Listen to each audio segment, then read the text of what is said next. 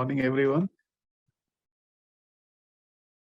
First of all, I would like to thank Mr. Pradeep for giving me this opportunity to come and address. I think this is the India's only just transition center. I think second one will be coming very soon in Delhi, I am told. So I think for doing this great work, I think big round of applause to Mr. Pradeep and his team. See, I'll open my discussion by saying this. We are just at the cusp of transition.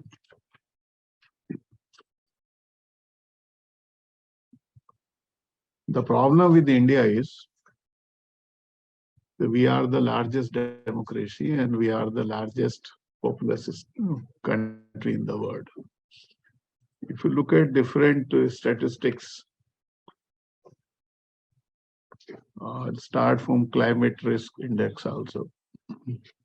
We are among top 10 climatically vulnerable country in the world. But on the other side, if you look at performance index, I think India is performing well. And this time we have taken G20 presidency. And India has taken a pride that we are at the top of performance index. I think we are fifth among the world. So India is doing a great job. This journey started from Paris in 2015. So when I attended this COP at Paris, people were not very serious about climate change. The commitment towards climate came from negotiations which were happening in Paris. And then it has taken a lot of shape. The first time just transition was mentioned in the preamble of COP. So this has given a lot of emphasis until from 2015 to 2020, I believe, not much thing was happening on just transition. People have not started talking. At least now I'm happy that at some national level, states like Jharkhand, those who are dependent on coal, they started talking about transition. Because in 2015, if you talk about just transition, people will laugh at you. But now, because it has taken such a shape now, and whatever commitments were made by India and world, and we are moving ahead in a right direction. See, no subnational government will improve if country does not improve. Because we cannot grow in isolation. Jharkhand cannot grow in isolation. Our country cannot grow in isolation if we do not go together. So very purpose of creating this task force was to create capacity within the state. Usually what happens if you look at coal being a central subject. So all the policies are governed by the central government, whether it is mining, whether it is emission standards, they are governed by because it is in the concurrent list. So coal being a central subject, all issues related to fossil fuel, they are with the union government.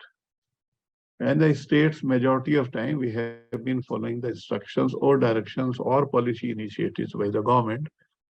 Though consultation are there, but capacity building is not there in the state. So very purpose of creating this task force was to enable stakeholders in the state. Because our just transition is in a policy formulation in India right now. So this is the right time when we create awareness, we create capacity within the state, how it is going to impact the overall development scenario. I'm not talking about economic development, overall development scenario in the state. That includes economic development, socio-economic, and then entire development means either it is health, either it is education, whether it is public utility, whether it is transport. So overall development of the state. is going to be impacted by this. The basic idea was to create, see, many of the bureaucrats, colleagues of mine, they're also not aware, because when we talk about a lot of policy initiatives in the state, people keep on shifting from one department to another department. So continuity is a big problem in bureaucracy. So now, after creation of task force, 15 departments are on board. So we are trying to, or I am trying to create awareness among different stakeholders like health department, transport department, energy department, rural development department. So they are also aware what is going to happen in the state once this transition from dependence on fossil fuel to non-fossil fuel is going to take place, or renewable resource is going to take place. That is going to be the biggest challenge. And the mandate of task force is to provide, there are many, but I will list few, to give government a suggestion or a roadmap, or prepare a roadmap how this transition is going to have social and economic impact. That is first and foremost. Because other developments may be taking place, like, finding alternative for cleaner energy. So alternative for fossil fuel. So different energy modules will be there, but basic is how this going to impact socio-economic conditions in the state. When we talk about fossil fuels, in India's context, if you do not consider Jharkhand, I think it will be, in true sense, transition will not be taking place. Jharkhand boasts that, we have 40% mineral reserves of the country, and 29% of coal reserve come from the Jharkhand. And the only energy security of the country is not only dependent on coal from other states. Jharkhand's energy security and other states, like if you take northern states like Punjab, UP, their energy security is dependent on coal supplies from Jharkhand. So when we talk about just transition, it is not going to impact only Jharkhand, it is going to have a national-wide impact on energy security of the country. So it is much more imperative right now to talk about just transition in the state. So there is a misnomer also. Let me expel that misnomer also. But people say that by 2070, coal is not going to be there. That is not the basic idea of this just transition. Just transition is, the basic idea is to shift energy security from coal to renewable resources. That is the emphasis, because coal is required in many various forms. Like it is utilized in the steel industry as a catalyst, other than the fuel. In blast furnaces, it is utilized as a catalyst. So coal is going to be there. It is required in cement production. It is required in nitrogen production. So India, this coal will change its form, because a lot of research are happening. So coal is going to change its form. It is going to be much more cleaner in tomorrow's context. When we talk about a lot of research shows that coal can be converted into liquid. Gasification can be done. So the carbon footprint of coal goes down. Second, what we can do, we can reduce the carbon footprint of coal by utilizing various means, like now surface miners are being utilized in coal industry. So carbon footprint goes down. Pollution and standards also, you can control air pollution by reducing that, mining activity. How you can create that coal mining as a carbon neutral? First is coal is excavated. So first step is to create carbon mining, this coal mining as a carbon neutral. Ministry of Coal has created a mandate by 2025. I think they are claiming, and we are trying, that coal production should become carbon neutral. But how you can achieve it? That is also a part of coal transition, because once you reduce carbon footprint, means you are moving a step towards carbon neutrality. So these are various aspects which I am going to cover on this in my topic. When you look at energy security of the country in today's context, 50% of the energy security today, it is dependent on coal. And no country can thrive without energy security. So it is a long drawn process for migrating from coal to renewable resources. If we talk about Jharkhand, I think many of you may not be aware about the Jharkhand. Uh, we have, two natural resources are very important for human being. One is energy, another is forest. So we have 33 point, more than 33.2% area under forest cover. Forest cover does not mean it's a notified forest. We have tree cover outside the forest as well as within the forest. So we have already attained whatever is required under national forest policy. Second is it is a plateau area. Plateau area means you have undulating terrain. Undulating terrains around 20-22% land is a wasteland, government wastelands. So clubbing together 50% of the state geographical limit, it is not available for agriculture. So food security also come into place. How do you feed more than 3 crore of people? How can one can feed? Despite of energy security, you require food to feed 3 crores or 30 millions of people. You require food for them. So how you can put use to this kind of a land use policy is also going to be a greater part of just transition, because every state has to be reliant, self-reliant on energy distribution, because India's aim is to provide energy to each and every household. So Jharkhand may not be able to produce each and every bit of clean energy, but how to feed these kind of a people, what the population we have. Second is we have more ethnic people. It's a tribal dominated district. Around 14 districts are tribal dominated. 22% is around 22% is the tribal population. So combining all these together, it is more difficult, and one need to understand how transition is going to impact. Jharkhand has around, today we have 24 districts. Right now, coal mining is taking place in 12 districts. One more district, 13 districts, one more district will be added. Now coal mining will be there in 13 districts. Second is, if you look at, because coal is there since, ages, for more than 200 years, coal mining has been taking place in Jharia coal field. That was the first coal mining area in the country. So that industrialization or ancillary unit which has come up in these 14 districts, around these districts, it is based, their energy requirement is solely based on coal. Second is, we have one of the largest reserves of iron ore. So, like if you go towards southern side of Jharkhand, then you have iron ore, best deposits of iron ore. You have forest as well. The best sal forest of the world is also there in Saranda. But you find the best iron ore is also there in Saranda forest. So what kind of industry has come up? Either it is coal base or it is an iron ore base. To produce steel, again you require coal.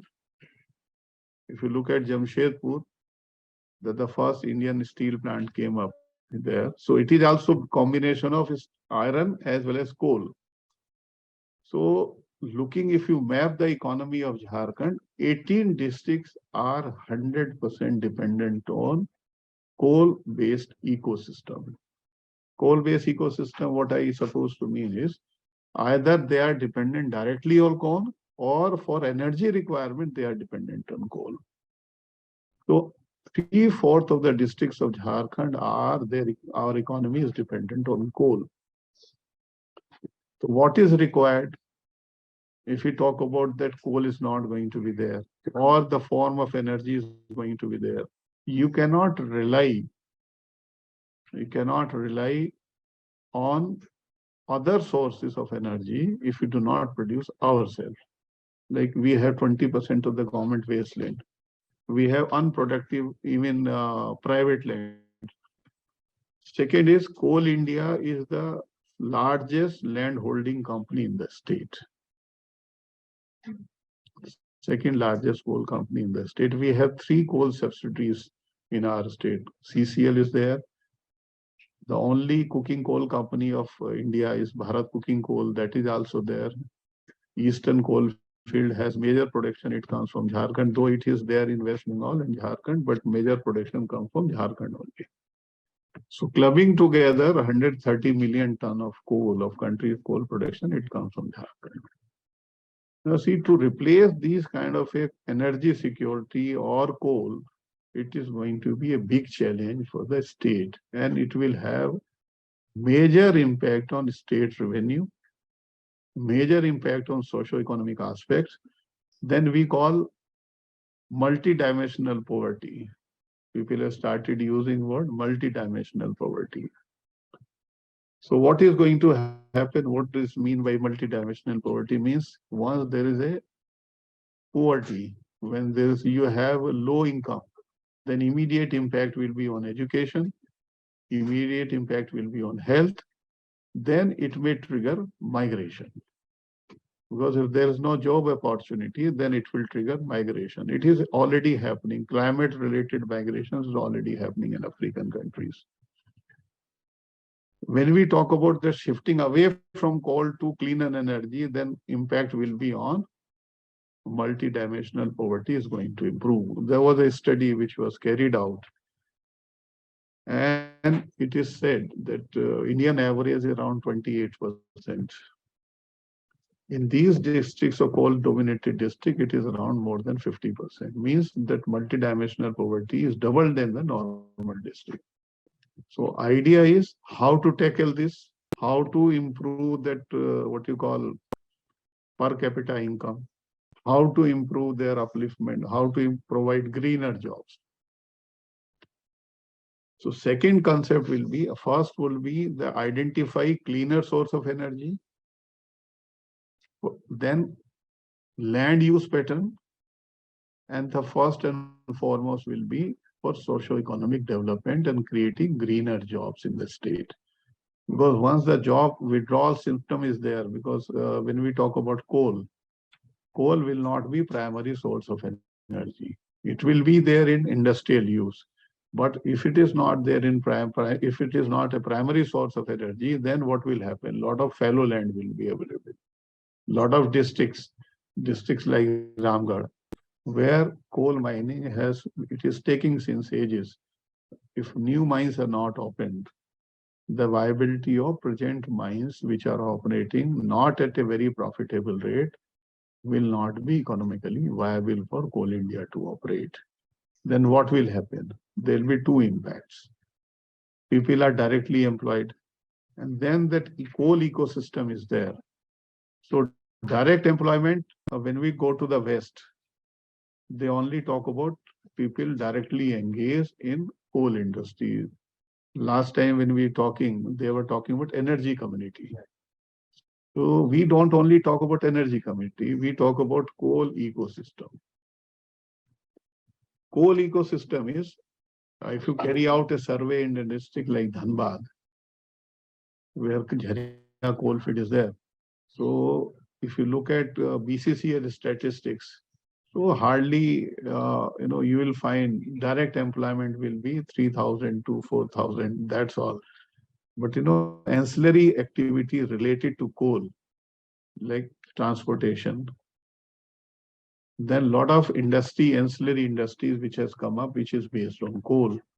Entire ecosystem of coal is there in Dhanbad district. So indirect impact of transition from coal to non-fossil fuel is going to have larger impact. One study which was carried out by iForest in Ramgarh, it says to the extent of 71% dependency is there for informal workers.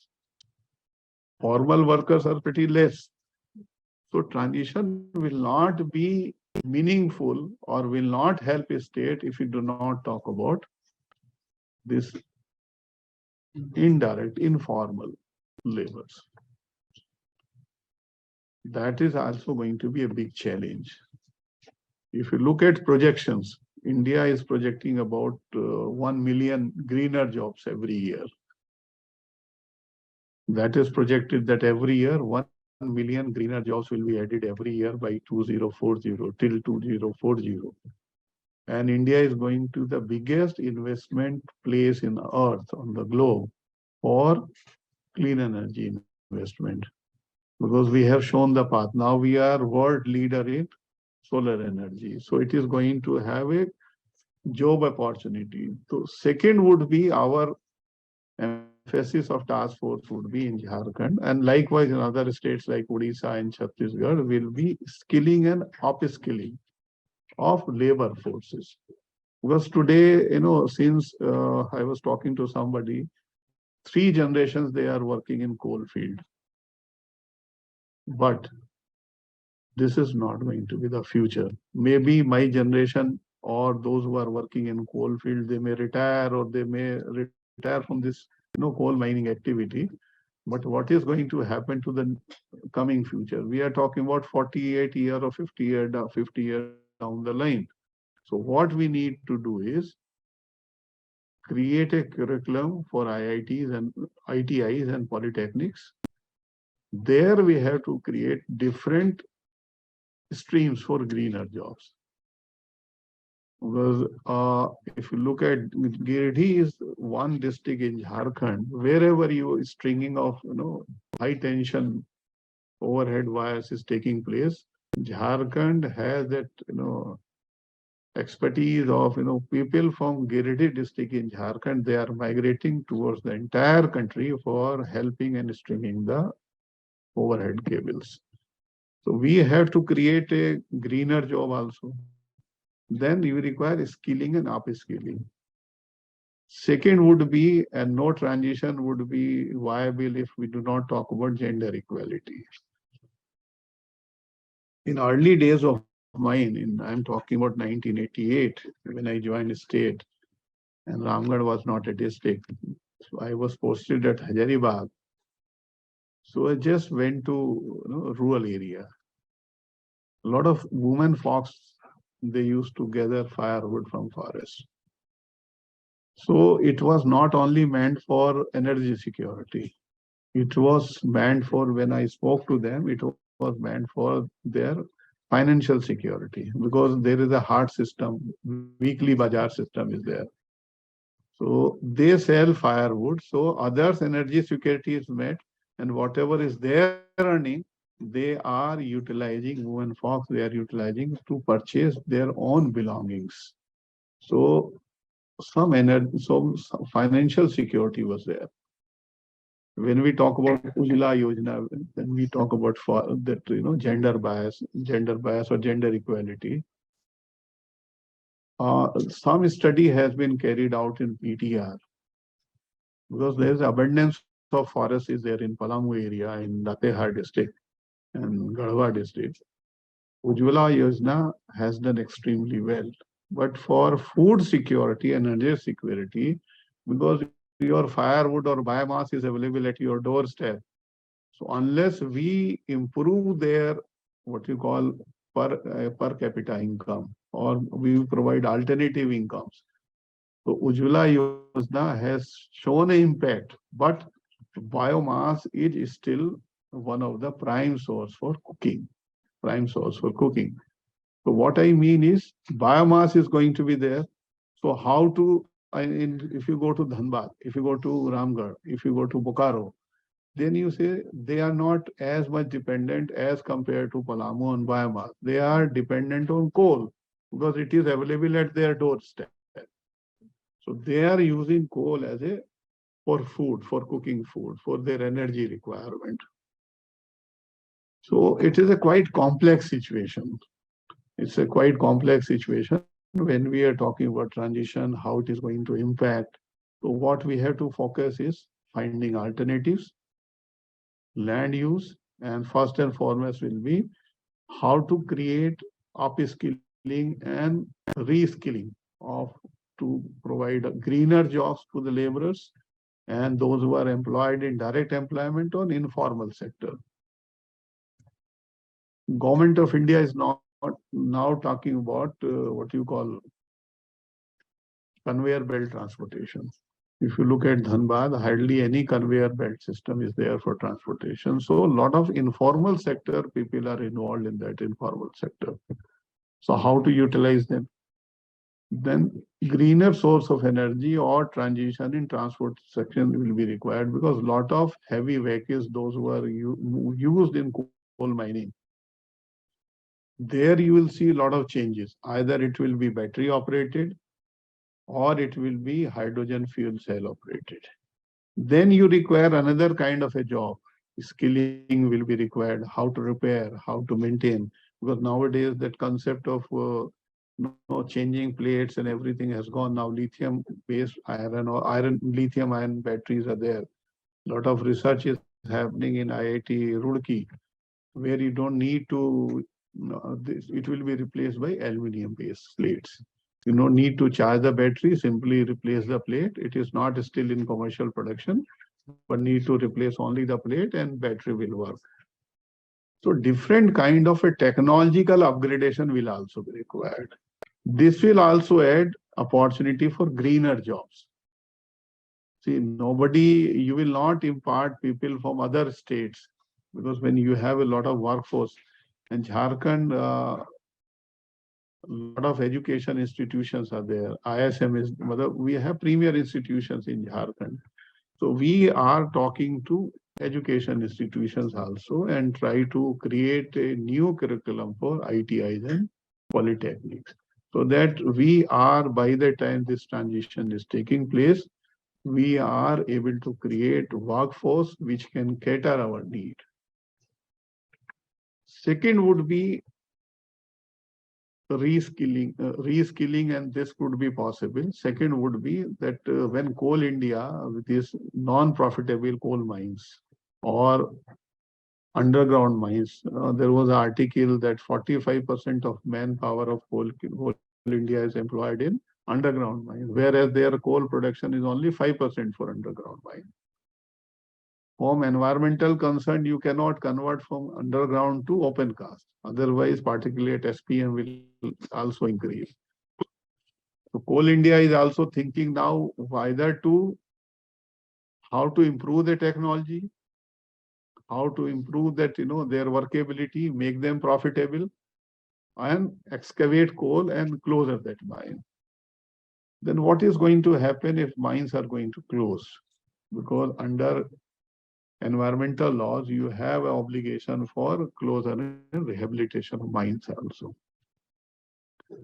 So far, I think in India, there are more than 50% coal mines are closed due to various reasons. I'm not citing those regions. But how many are officially closed? So we require certain policy changes in our policies, how to close the mines, because you require approval from DGMS safety also. Then environmental laws are also there that you have to reclaim. You have that larger policy framework will be required for rehabilitation and reclamation of mines. We have provisions, but I am sure that in Jharkhand, one mine is closed. Piparwas is the only mine which is closed. But how the other mines could be closed? See, for any commercial organization, what happens? If it is not a economically viable solution, whether it is a government-owned corporation or it is a private-owned corporation. So their focus shift from non-profitable mine to profitable mine. So how to reclaim legally, how to convert those area into land pool. Coal India now is talking about converting them into solar-based power. But is that the only solution? Because if you look at from environment angle, if overburdens are not stabilized, what will happen? When there is a wind, the particulate matter will be airborne. Once they are airborne and they will stick to the photovoltaic plates, cell plates. The production of solar power efficiency will go down. because cleaning of photovoltaic cell is also required. So what we need to do is we have to prioritize what kind of a area will be utilized for solar use, what area after the closure mines can be reclaimed, can be put for better use for greener industries. It's not only that you produce only solar power, you require production unit for photovoltaic cells, require various equipments for transportation of energy. So there we require a policy intervention from the central government. So unless we speak like states speak, what will happen? Unless we have that capacity, in our department, that this is going to impact this way, then how we are going to tackle? Because just transition is will be a collaborative effort of national government and sub-national government. Individually, states like Jharkhand or union government, but they are the union government in India, we have a policy framework. But actually is happening in the state and which is happening in the district. Actual happening is in the field, in the district. So how to correlate these threats, that is also very important. So land use policy. When we talk about nationally determined contributions, we have ambitious target, and I am very hopeful that India will achieve. But with one word of caution, that how much land is going to be utilized. Because can India, because we will be, or I think within next 5 years, will be the one of the most populous country in the world. So to feed these, because you can't, you have to take care of each and everyone. 80 million we are now feeding around free of cost. Food is provided. So how to feed this 135, more than 135 crores of the people? So you require land to grow more food. So only those areas which are not suitable for agriculture can be converted into solar parks, or should be converted into solar parks. Rest area, if can be reclaimed, can be put for either for two things: for energy security through biomass production, or into agriculture, if it can be put to a better agriculture use. Second area of interest in Jharkhand would be mining tourism. Last time when in Poland, the scope was happening in Katowice, it was just happening at the coal pit head. Almost every visitor who went to Katowice, including me, we all went into the coal mining. So it is converted them, they have converted coal mined over areas as a tourist spot. That are also going to create a greener job. If you go to another areas in another part in Europe, Europe was famous. They were earning a lot of money because of salt mining. So abundant salt minings are converted again into tourist spot. So a lot of tourists who are visiting Western Europe, those who are visiting Western Europe, everybody is going to salt mining areas. We have been to one or two. So what is there? All abandoned mines. And people say how in initial ages we used to do that salt mining. So I think another area of interest could be in case of underground and open cast, could be an alternative for green job, can be converting some of the area, I'm not saying all areas, into alternative this coal mining tourists, So there again we can create a greener jobs. Would be another area. Second would be, another would be like when we talk about steel production. Jharkhand has, if you look at these 18 districts, second, after coal production, the second industry is steel production. Either it is steel, or it is a sponge or pellet or ferroalloy. Coal is a major component. And these are called, steel is one or two hard to abate industry. Cement is also another hard to abate industry. So how to provide, or can we afford? India right now cannot afford to convert all electrical blast furnaces into electrical furnaces. Well, it requires a lot of investment. Second is on the other side, for steel, because for any infrastructure development, you require steel and cement.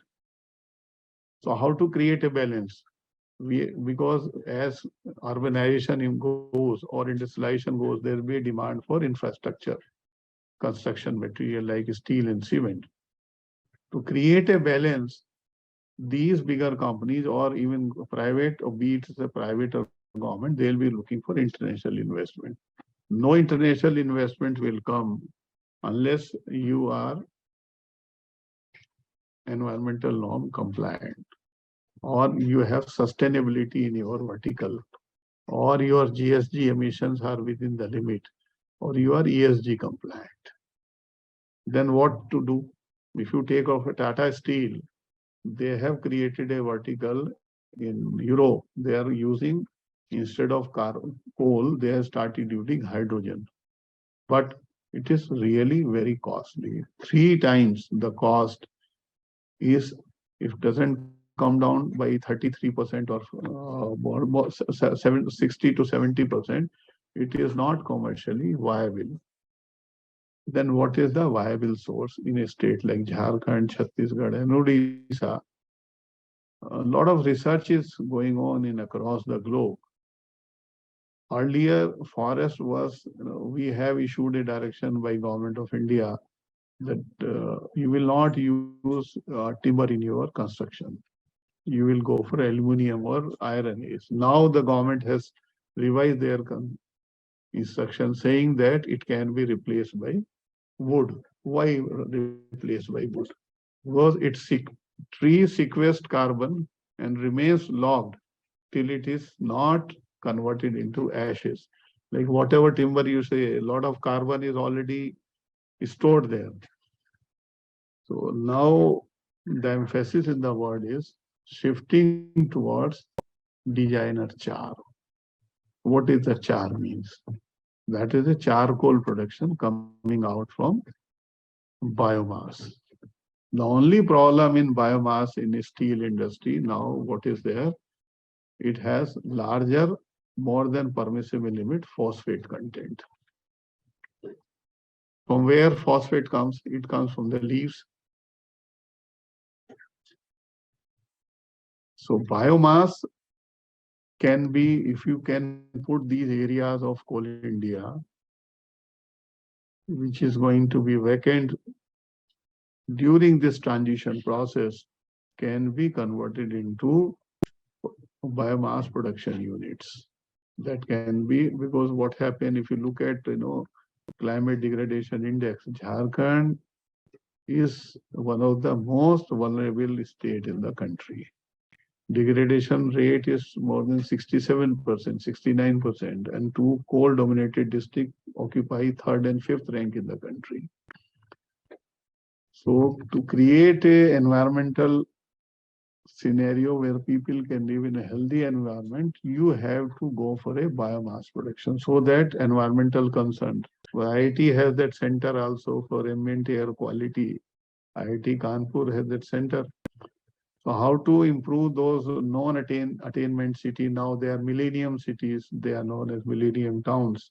So how to reduce air pollution in those areas? Then it could be converting those areas into greener patches, not merely greener patches, but into converting them into biomass production areas. Then a lot of research is required. How to convert biomass? So biomass produced can be utilized two ways. One, into providing energy. Second, it can be utilized in providing designer char to steel industry, so that we do not require immediate shifting from coal-based blast furnaces to electrical furnaces.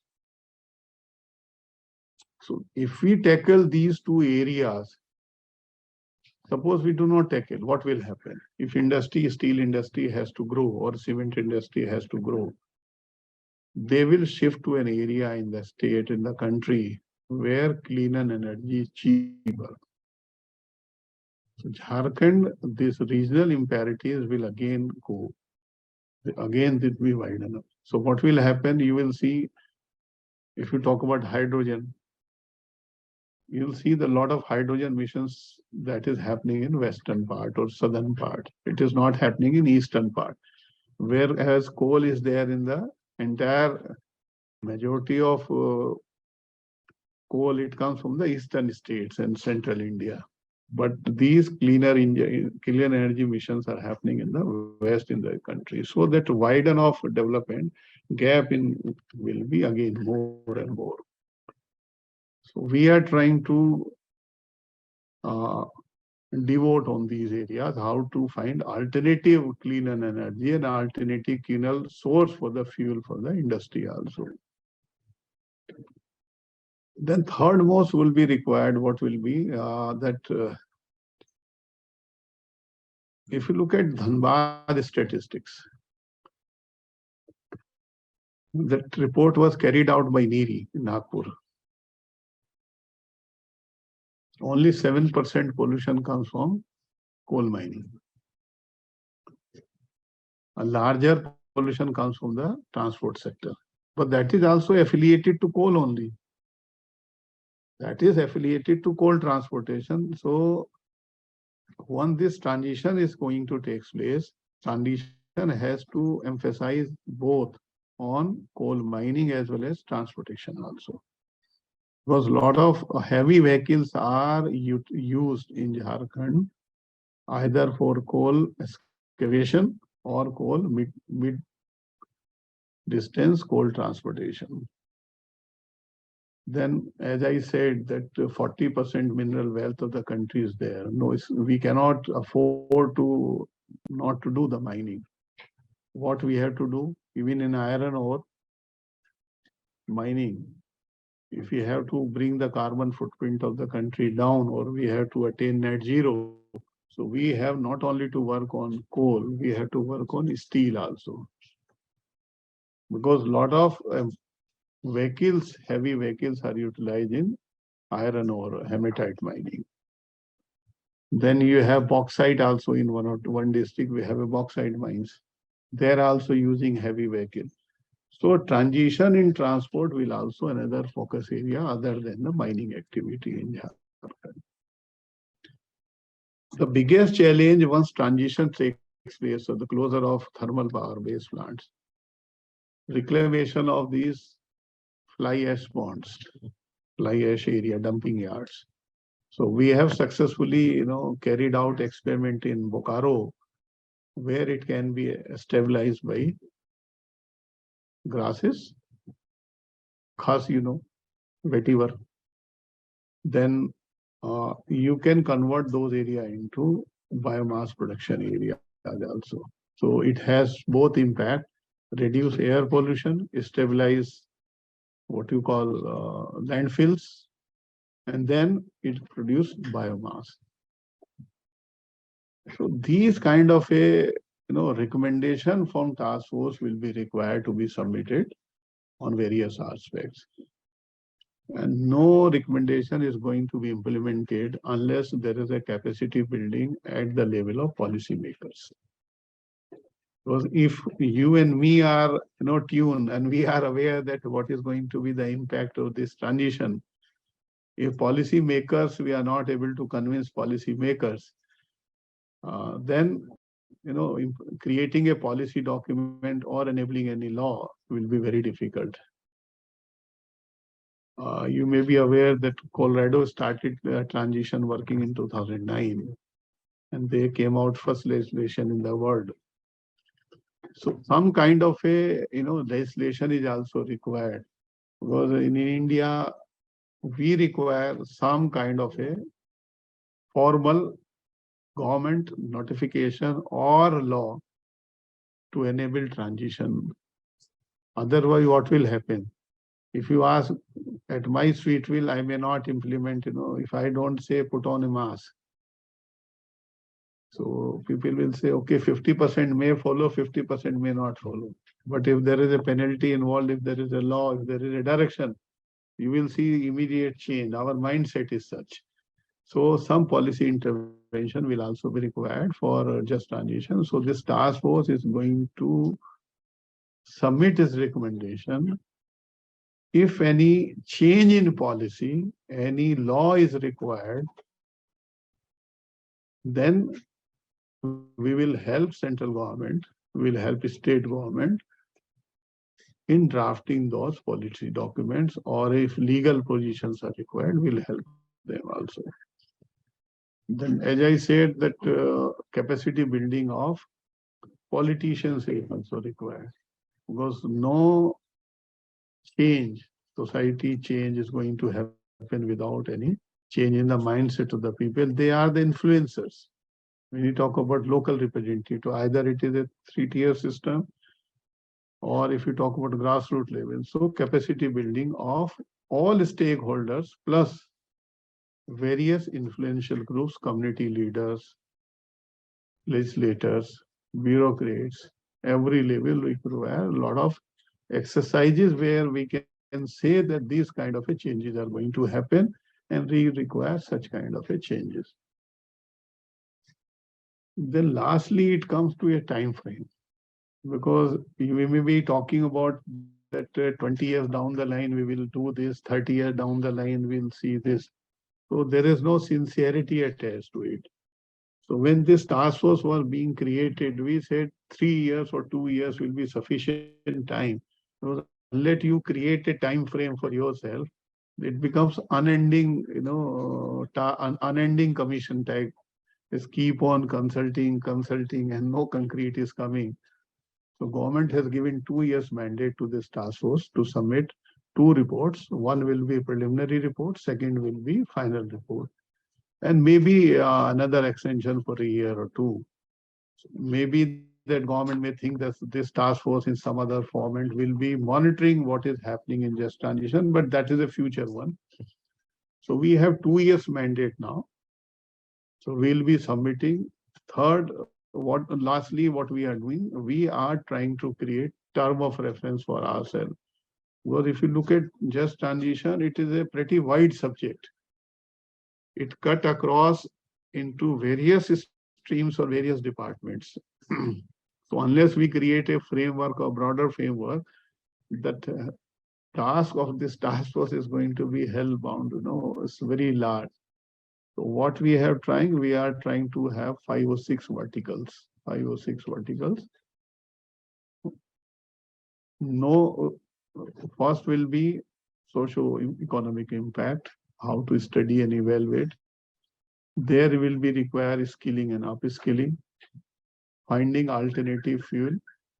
Then land use policy, land use change, land use, how to use that land use policy we require. And then finally it will be how to implement it. Because any recommendation without implementation is of no use.